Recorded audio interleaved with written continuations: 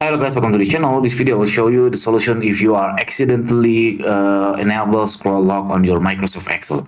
Let's see in my Microsoft Excel, the scroll lock is on. So when I press down or right on my keyboard, instead of moving the cursor of cells, but it move alongside the pages or the scroll page.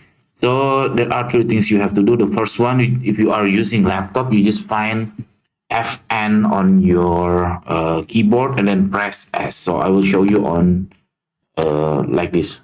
You won't able to see my keyboard, so I just press Fn and S, and then suddenly the scroll lock is gone. And then I will turn it on again. And then the second solution, you just open your keyboard virtual. So I just find keyboard, on screen keyboard. As you can see, the scroll lock is on, so I just turn it off. And then the third way, if you are using PC or the regular keyboard, it should be a button of scroll lock on your keyboard. Just press it down, and then that's it. Your Microsoft Excel will not be scrolling using your arrow.